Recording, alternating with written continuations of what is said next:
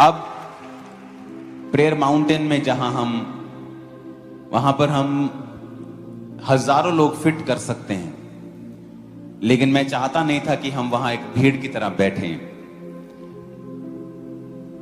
तो अब वो इतना बड़ा हो जाएगा कि हम रोज हजारों लोग भी अगर आएंगे तो तब भी लगेगा नहीं, वो इतना बड़ा हो जाएगा।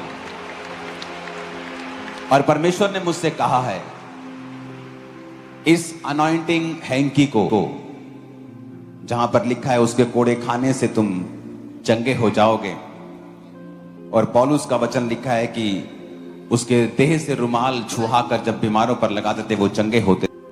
प्रेयर माउंटेन पे आया करेंगे रोज।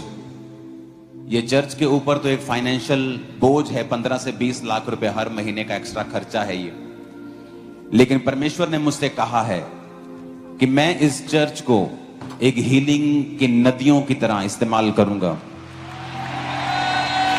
और सिर्फ मैं ही नहीं, एक अच्छा बाप कभी नहीं चाहता कि उसके बच्चे वो ना करें जो वो करता है। मैं खुदाबंद की आत्मा से आपको बोल रहा हूं, जब आप रोज वहां पे आया करेंगे और अब हजारों की गिनती में जब ये प्रोजेक्ट पूरा हो जाएगा तो उसको स्टार्ट कर दिया जाएगा, और जल्दी ही वहां पर वो कितना बड़ा है उसे 7 गुना और बढ़ा दिया जाएगा, और वो इंडिया के बिगेस्ट प्रेयर माउंटेन में से एक बन जाएगा। और जो भी लोग वहां पर विजिट किया करेंगे उनको स्पेशली जो टीम 24 आवर प्रार्थना में होती है, और मेरी ओर से आपको जब एक एक रुमाल ये दिया जाएगा जाते वक्त, किसके लिए? परमेश्वर ने मुझसे कहा है कि वो जो मैं करना चाहता हूं अभी शुरू भी नहीं हुआ। आप देखेंगे इस देश के लोगों को खुदा को ढूंढते, चंगाई को ढूंढते ढूंढते वो इस चर्च में आया करेंगे। पूरी दुनिया से जब आप उस प्रेयर माउंटेन से जाया करेंगे, आपको ये फ्री एक एक रुमाल दिया जाएगा। और परमेश्वर ने कहा ये आपके लिए नहीं है, आप भी इसे यूज कर सकते हैं। जब भी आप इस रुमाल को किसी बीमार पर लगाएंगे और उस पर वचन बोलेंगे जो इस पर लिखा है कि उसके कोड़े खाने से तुम चंगे हो चुके हैं, परमेश्वर ने कहा मैं उसको चंगा करूंगा और खड़ा कर दूंगा। आमीन ऊंचे वाला चाहिए चर्च।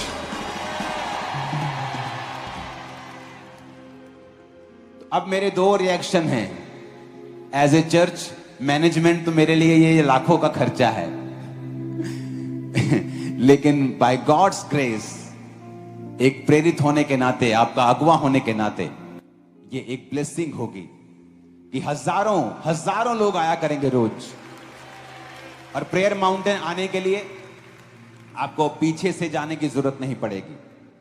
आपको एक ऐसा रास्ता दिया जाएगा कि वो फ्रंट रोड से शुरू होगा जो आप प्रेयर माउंटेन जाया करें, और हजारों की गिनती में लोग वहां रोज होंगे, क्योंकि वो इतना बड़ा होगा कि अगर आप 2000 लोग भी वहां हैं तो नजर भी नहीं आएगा कहां बैठे हैं। और जो चर्च के मेंबर्स हैं जिनकी बारी साल में भी नहीं आती है, आपकी बारी मैं कोशिश किया करूंगा कि हर 6 मंथ में, हर 8 मंथ में आपकी एक बार बारी जरूर आ जाए और आप वहां पे जा सकें, और रिपीट भी आप जा पाएंगे, आप रिपीट भी वहां पे जा पाएंगे। तो ये एक ब्लेसिंग होगी हमारे लिए। लेकिन आपको प्रार्थना करनी है इस पूरा हफ्ता कि परमेश्वर ने जो योजना दी है वो पूरी होने पाए, और जो काम इस हफ्ते हमने करने हैं वो होने पाए। और आपको प्रार्थना करनी है कि परमेश्वर वो सारे कामों को कंप्लीट कर जो तूने अपने दास को बोले हैं वो हो। मैंने आपको आज, ये बिगेस्ट संडे है आज तक की मिनिस्ट्री खामरा चर्च का टुडे। अगर आप पीछे देखेंगे तो, नहीं कैमरे में तो आप देख ही नहीं सकते ना, आप कैमरे पे नहीं देख सकते आज के लोगों को। इट्स टू मच, ये बियॉन्ड कैमरा बन चुका है आज, क्योंकि यहां से आप एक लेवल तक आप 700-800 फुट तक देख सकते हो, उसके पीछे फिर आप नहीं देख सकते। आज बियॉन्ड कैमरा चला गया है काम। आज खुदाबंद के फजल से जो मैं आपको आज बातें बता रहा हूं, मैंने आपको कई लोगों को जाने नहीं दिया। वो लोग बाहर से आए थे, मैंने कहा रुको, क्रूसेड करने के बाद भी मत जाओ। परसों मेंटरशिप मीटिंग होगी, उसके बाद थर्सडे मीटिंग होगी। आज आपको फॉर्म दे दिए गए हैं, दे दिए सबको फॉर्म। आज मैं जल्दी आया हूं आपके पास, अगले संडे से मैं जल्दी आने वाला हूं ताकि मैं ज्यादा से ज्यादा समय आपके साथ स्पेंड कर सकूं। तो आपको फॉर्म जो मैंने दे दिए हैं, इस फॉर्म को डबल लेने की जरूरत नहीं है, क्योंकि आपका आधार कार्ड देखकर ही आपको बुलाया जाएगा। आपका जो नाम आधार कार्ड पे है वही नाम इस पर लिखें। अगर आपने अपना नाम वो नहीं लिखा जो आधार कार्ड पे है तो आपको एंट्री नहीं मिलेगी।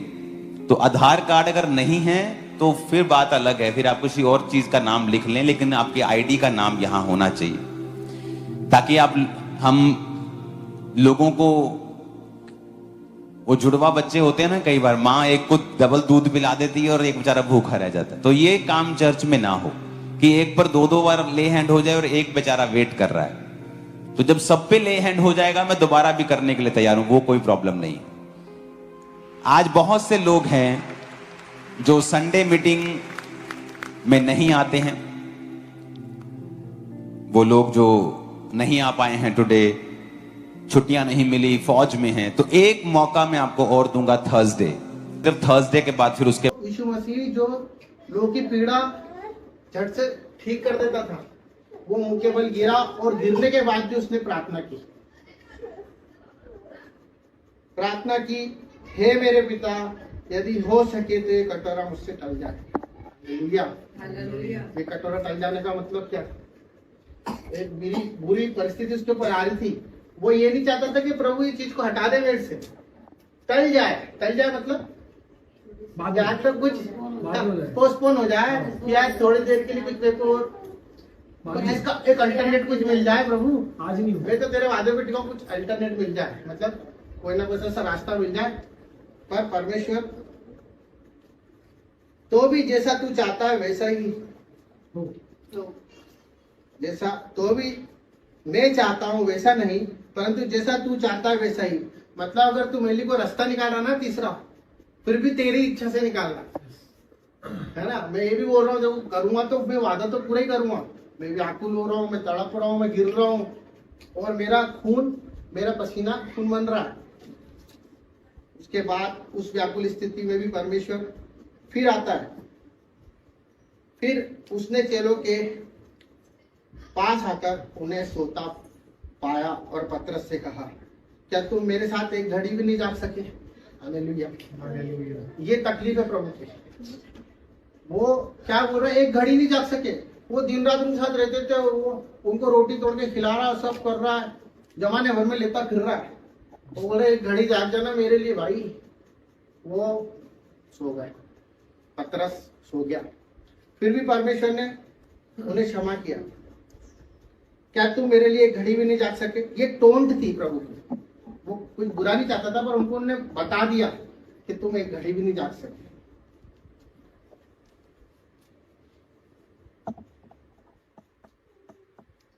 फिर उसने चेलों के पास आकर कहा, क्या तुम मेरे साथ एक घड़ी नहीं जाग सके? जागते रहो और प्रार्थना करते रहो कि तुम परीक्षा में ना पड़ो। आत्मा तो तैयार है परंतु शरीर दुर्बल है। यहाँ पे परमेश्वर साफ साफ बोल रहा है, क्या मैं तो पड़ गया हूँ परीक्षा में, ऐसा ना हो मेरे साथ तेरा भी क्रूस होगा। जागो और प्रार्थना करो, क्योंकि मैं तो परमेश्वर के वादे पे टिक गया हूँ। तुम भी जागो और परीक्षा में न पढ़ो। और उनको वहां पे भी प्रभु ने एक वर्ड के द्वारा समझाया कि जो आत्मा ना तुम्हारे दिन भर बोलती रहती है, परमेश्वर आपसे प्यार करते हैं, परमेश्वर आपके प्रभु, ये अब तेरा शरीर तेरे साथ नहीं दे रहा है, क्योंकि तू दुर्बल हो गया, तू दुर्बल स्थिति में आ गया, क्योंकि नींद हावी हो गई।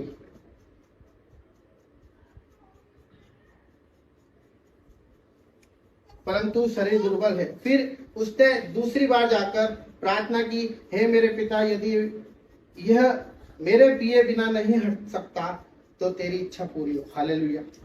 या परमेश्वर ने बोल दिया कि आप ठीक है, एक्सपेक्टेड जो भी आप बोलोगे वो मैं पी लूंगा उसको।